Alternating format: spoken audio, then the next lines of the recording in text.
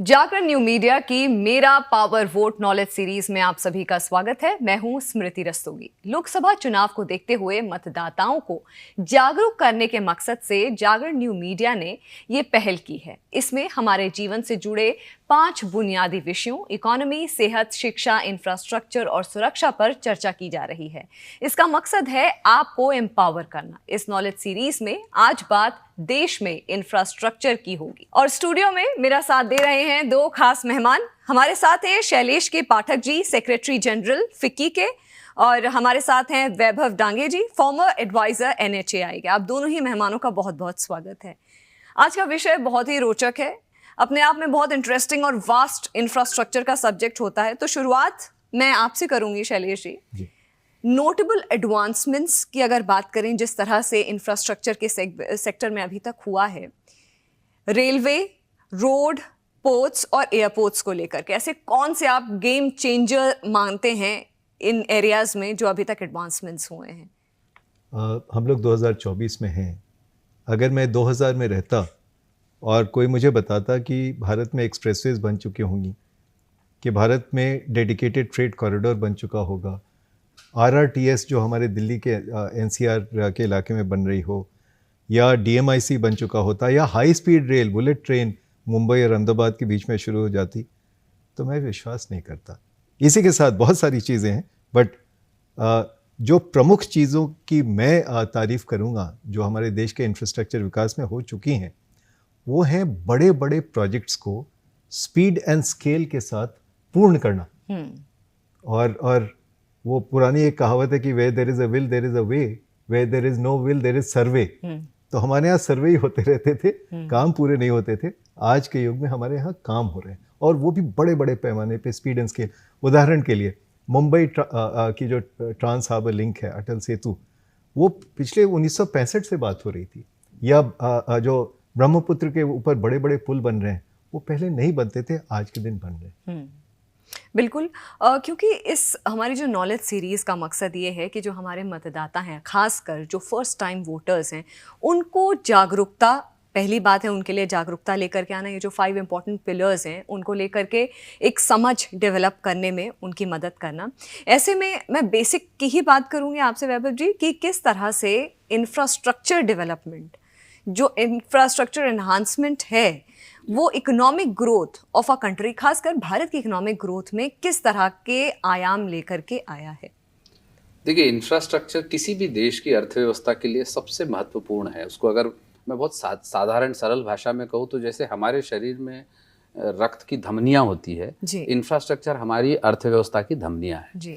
और जितनी हमारी धमनियाँ सशक्त रूप से कार्य करेगी, उतना हमारा शरीर मजबूती से काम करता है।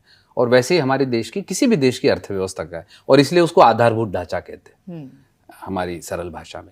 और मुझे लगता है जब तक हमारी यातायात व्यवस्था, फिर वो चाहे रोड के माध्यम से हो, रेलवे के माध्यम से हो, एविएशन हो, पोर्ट हो, जिसके माध्यम से हमारा सारा सामान की दुनिया भर में हमारा गेटवे सारा पोर्ट होता है, या आप किसी भी प्रकार की मूवमेंट, मोबिलिटी की बात करें, तो इंफ्रास्ट्रक्चर के आधार पर ही देश की मोबिलिटी कार्य करती है। और जितना इंफ्रास्ट्रक्चर हमारा मजबूत होगा, उतना हमारी अर्थव्यवस्था को बहुत ज़्यादा गतिमान करने में वो सहायक रहता है।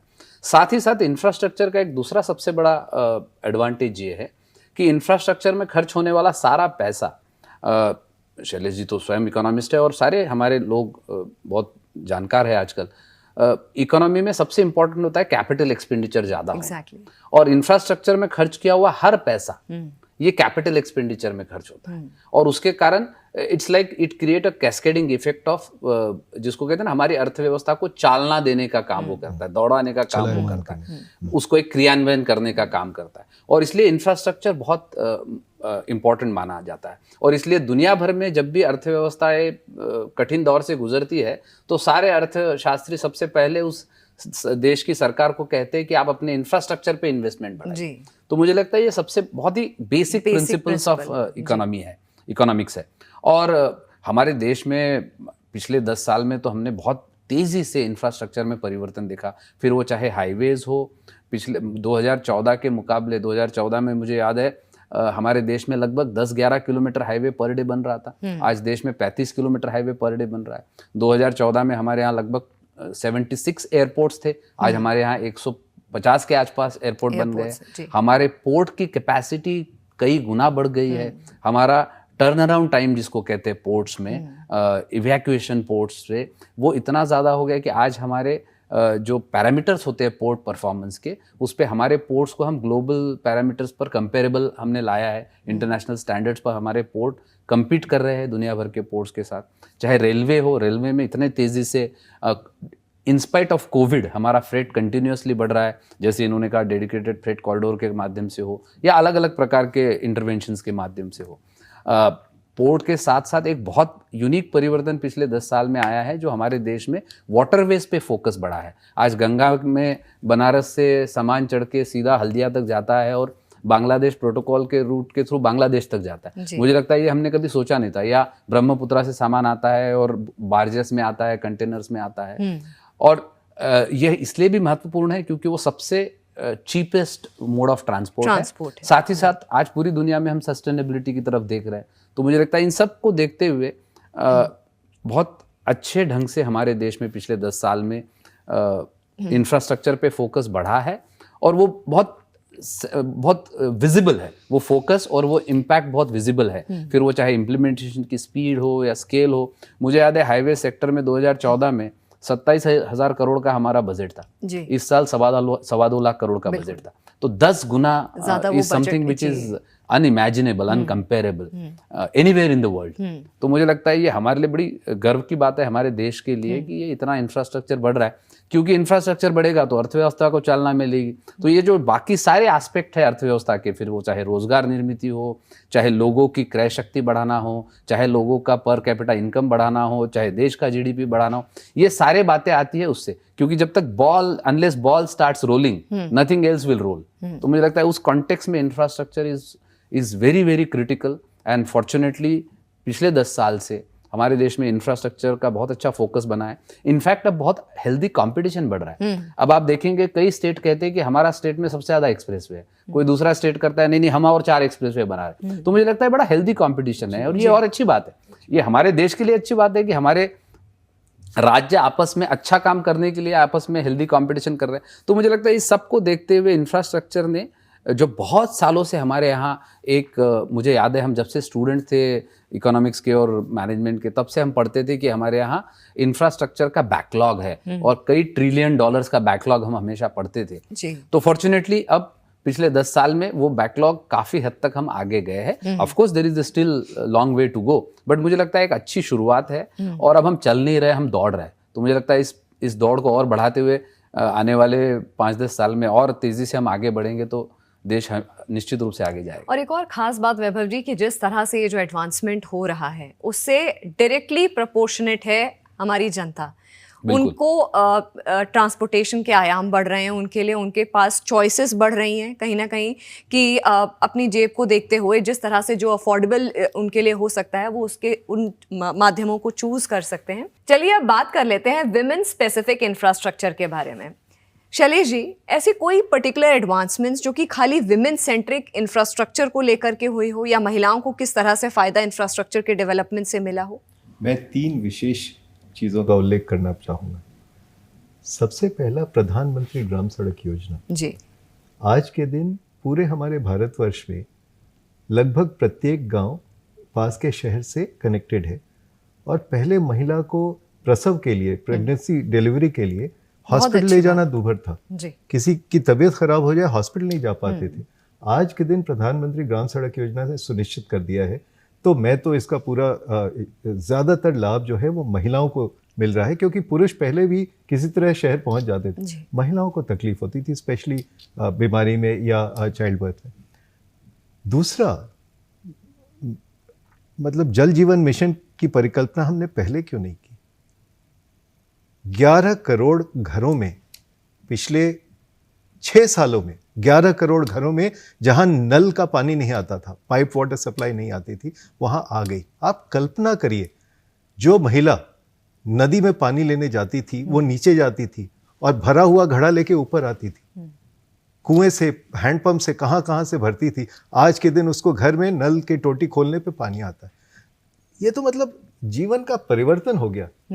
और उस महिला को बाकी जो लाभ हुए हैं, लेकिन नल जल योजना की जितनी तारीफ की जाए कम है। बल्कि मैं तो आप सबको कहूँगा कि नल जल योजना जो है, जल जीवन मिशन, उसके डैशबोर्ड में जाएं, उसमें एक एक गांव के एक एक कस्बे की तस्वीर है और वहाँ कितने घर हैं और कितने घरों में नल जल योजना चालू हो गई है।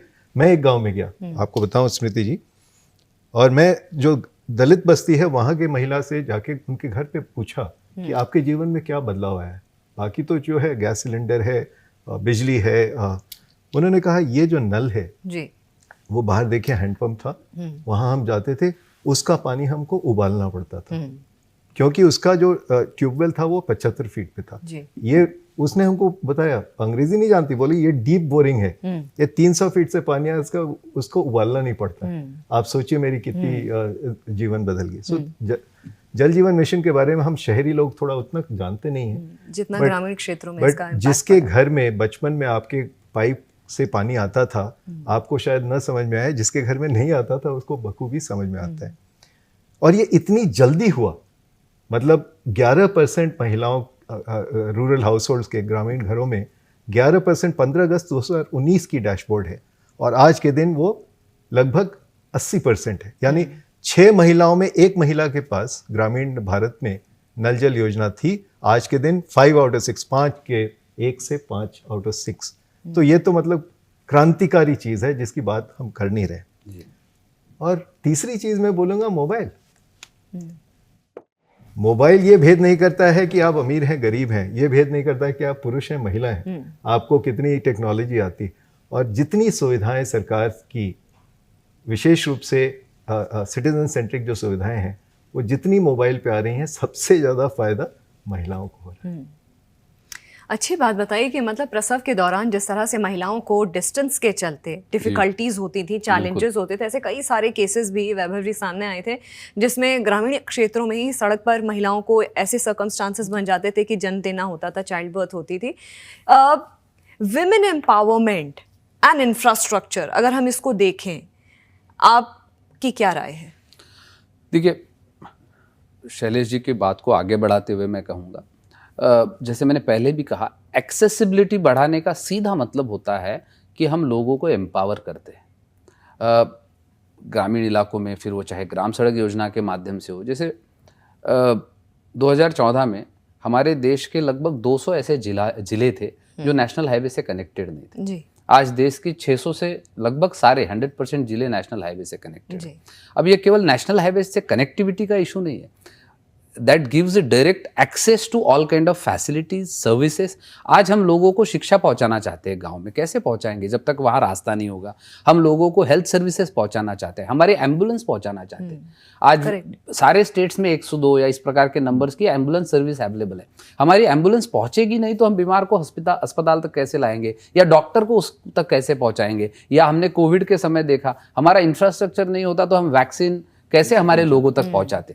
तो मुझे लगता है ये accessibility has a tremendous capacity to empower citizen, irrespective of whether he is men, women, child, youth, senior citizen. तो मुझे लगता है वो एक सबसे बड़ा बदलाव है। दूसरा, हमारी अर्बन इंफ्रास्ट्रक्चर और खास करके अर्बन पब्लिक ट्रांसपोर्ट एम्पावर होने के कारण हमारी विमेन इतनी एम्पावर हुई है, यंग गर्ल्स इतनी एम्पावर हुई है। आज आप शहरों में वो काम के लिए बाहर निकल सकती है, वो शाम को देर तक काम कर सकती है क्योंकि रिलायबल पब्लिक ट्रांसपोर्ट अवेलेबल है। जहां आवश्यकता है वहां उस प्रकार की सुविधा अवेलेबल है। मुझे याद है हम नेशनल हाईवे का रिव्यू कर रहे थे और महिलाओं से पूछ रहे थे कि उनको इंफ्रास्ट्रक्चर में क्या, 2 बेसिक सुविधाएं महिलाओं के लिए हमारे नेशनल हाईवे पे अवेलेबल नहीं थी। महिलाएं अगर बस में या अपने पर्सनल व्हीकल में ट्रैवल कर रही है हाईवे में, तो उनके लिए पब्लिक कन्वीनियंसेस अवेलेबल नहीं थे, टॉयलेट्स अवेलेबल नहीं थे। अगर यंग मदर्स बच्चों को लेकर जा रही है तो उनको बच्चों को के लिए फीडिंग सेंटर्स अवेलेबल नहीं थे, फीडिंग रूम्स अवेलेबल नहीं थे। तो अब इंफ्रास्ट्रक्चर हाईवे पे जितने पेट्रोल पंप है उनको कंपलसरी किया गया है कि वहाँ पे टॉयलेट्स बने जी। और तभी उनको परमिशन मिलती है पेट्रोल पंप ऑपरेट करने की जब वहाँ टॉयलेट्स होते हैं। And those toilets are open 24/7 for every citizen who is commuting on the highway. It is not for only for the petrol station पे जो खरीदने आ रहा है उसके लिए नहीं है, तो सबके लिए फ्री है। सिमिलरली सारे वेसाइड एमिनिटीज पे बेबी फीडिंग रूम्स बनाए जा रहे हैं। अब ये बहुत छोटी छोटी बातें हैं, लेकिन महिलाओं को घर से बाहर निकलते, मुझे याद है हम सब लोगों ने महसूस किया है, my mother was a working women, और वो ऑफिस में जाती थी, वहाँ अच्छा इंफ्रास्ट्रक्चर नहीं था, तो वो सुबह जाती थी शाम को आती थी, and she had to go through so many health issues because of that. अब ये बहुत छोटी छोटी बातें होती है, लेकिन दिस इज एम्पावरमेंट। आप महिलाओं को वो सुविधा अवेलेबल है ये कहने से शी जस्ट ओपन्स अप, उसके लिए सारी संभावनाएं ओपन हो जाती है। उसको ये नहीं सोचना है कि मैं घर से बाहर जाऊंगी तो कैसे रहूंगी, वहां फैसिलिटी होगी कि नहीं। तो मुझे लगता है ये सबसे बड़ा फैक्टर इंफ्रास्ट्रक्चर जो रोल प्ले करता है, वो हमारे देश में हमारे सिटीजन्स को एम्पावर करता है to utilise their potential and to achieve what they want to achieve. 360 degree जो होलिस्टिक डेवलपमेंट की हम बात करते हैं, खाली इंफ्रास्ट्रक्चर ही नहीं, इंफ्रास्ट्रक्चर को किस तरह से हम महिलाओं के साथ कनेक्ट करते हैं, और महिला के जब हम बात करते हैं तो हम विमेन एम्पावरमेंट की बात करते हैं। बहुत अच्छी बात शैलेश जी ने और आपने बताई, चाहे फिर वो डिलीवरी हो, चाहे फिर वो एक्सेसिबिलिटी हो, हर घर नल हर घर जल की योजना हो, ये सारी चीज़ें मिल करके एक महिला सशक्तिकरण में एक बुनियादी रूप में एक बेसिक रोल प्ले करती हैं। तो ये तो थी बात विमेन एंड इंफ्रास्ट्रक्चर की।